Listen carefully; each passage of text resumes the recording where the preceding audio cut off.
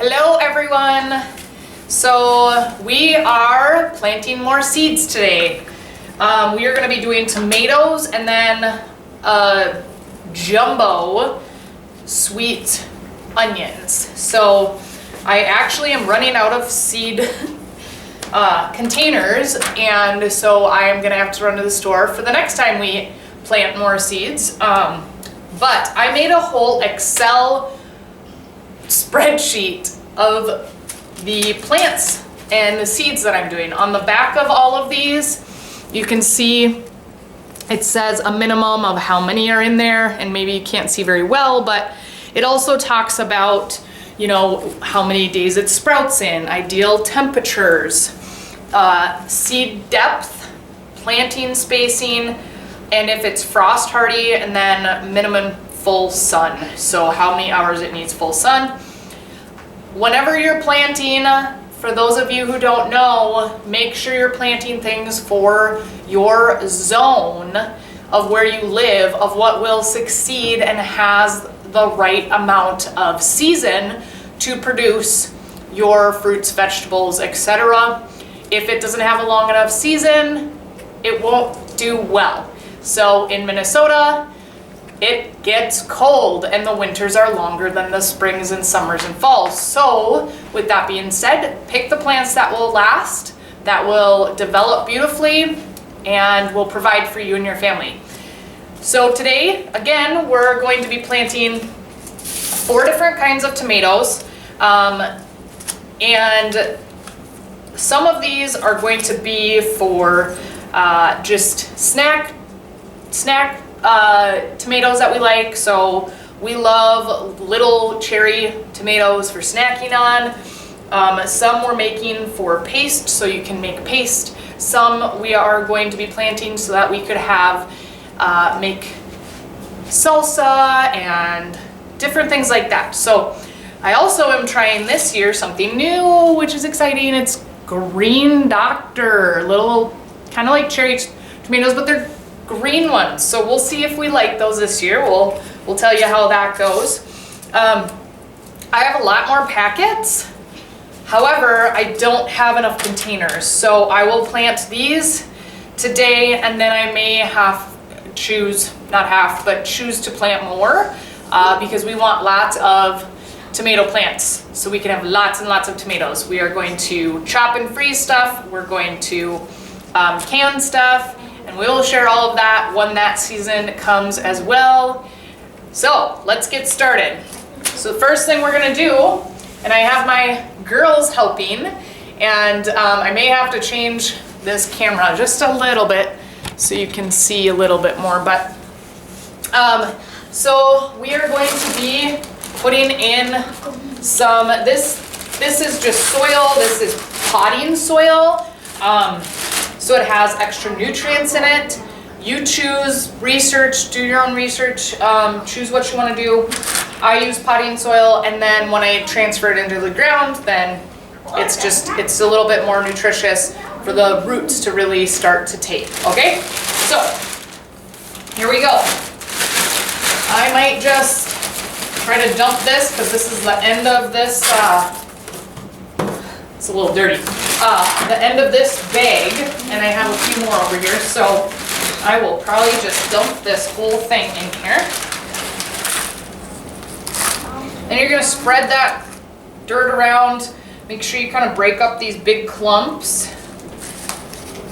Kind of work your fingers through it, break those the big clumps up. Sometimes you'll find some small rocks in there. I don't worry too much about those. Again, make sure you're spreading it out good. So I am curious to hear what you and your family are planting or have planted in your area and how successful that's been. Do you have any tips and tricks that you can share with us or other people who are watching and following? We love to support other homesteads and other people to help learn.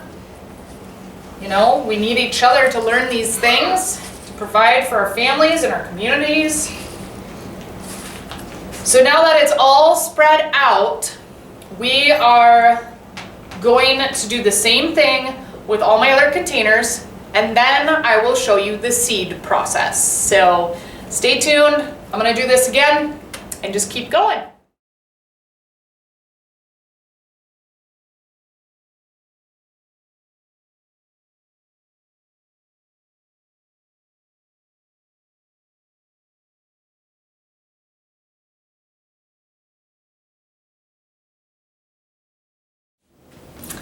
Hi, okay, so we have all of these big containers filled with dirt. Now, if you look at your seed packets, it'll tell you the seed depth you need to do, and it says 1/8 of an inch on all these tomatoes. Please stop. So, I do a trick. I have these popsicle sticks is what I use to actually label in the containers, but also I grab a tape measure and I put it on the end. I could do this. It's kind of hard to hold it up and do it, but I put it on the end here. And then you can mark it with your marker at 1/4 or 1/8 of an inch. Sorry, I said 1/4, it's 1/8. So, let's see here. So that is really not very deep, you guys. It is pretty low there, and I know you can't see it because I didn't zoom in, but there's not much that you really have to do. I mean, basically, for 1/8 of an inch, it is like right under the dirt surface. So, but you can mark it on this, and then you can just push an indent in that deep for however many seeds you put in there. There are so many different ways of doing this. This is just a trick because I'm gonna mark this and label it afterwards and stick it in this entire thing later, so I might as well use it now. There's other tricks that we've done where it's like the end of your pen and you just kind of make the holes for it, okay? So we are going to start making the hole indents for the seeds. Usually in a container like this, I do about 50. So 5 by 10s, right? So 5 rows of 10 going the long way of seeds. Your other option is to do more than that in each of the holes. You do 2 or 3 seeds, and then you thin them out later. I actually don't like doing that. I like seeing which seeds are going to thrive, and I don't like thinning them out because I then feel like we are having less seeds later and we're not using all of the ones we could because you're pulling them out and throwing them away. So we're not going to do that. I am actually going to do 5 rows, or sorry, yeah, 5 rows of 10 and plant individually the seeds with my daughters. So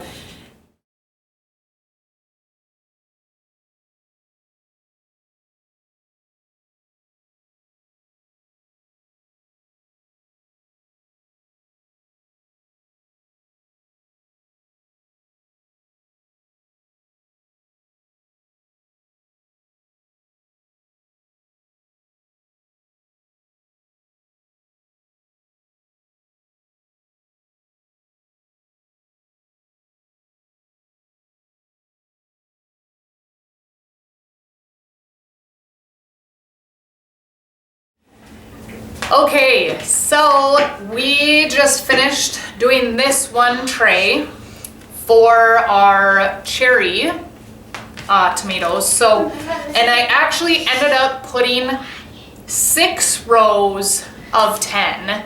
So, what would that be? That would be Total. 60. 60. How'd you figure that out? Because of the amount of 10s. Oh, so 6 times 10? It is 60. Way to go. So I also homeschool. If you didn't know that, this is a way we actually homeschool with multiplication, is planting seeds. So my kids get their hands dirty, they get to learn math, and they get to watch something grow. that they participated in seeding. So it's a super fun way to incorporate kind of all of the above with homesteading. So we are done with this tray. We are gonna do 3 others, and then we will do our onions in small trays because I ran out. So once we get this in our spot, we will water it and it will be great. So we will continue to seed and we will show you when we are finished.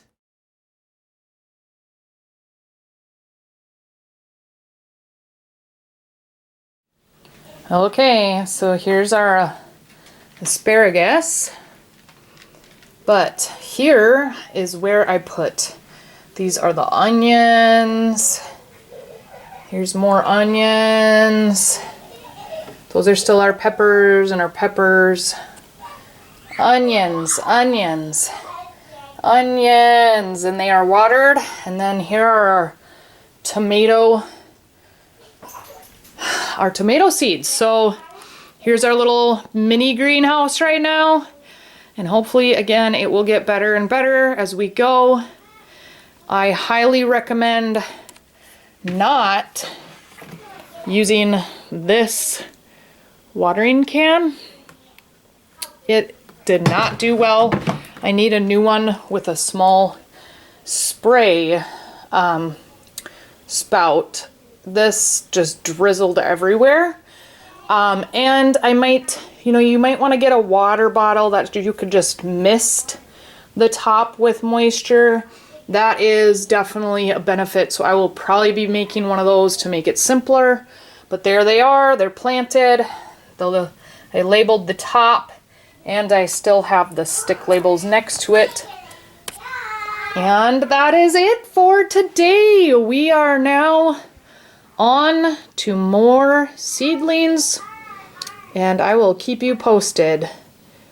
And I just wanted to show you, I put this table out here. It is still pretty chilly outside.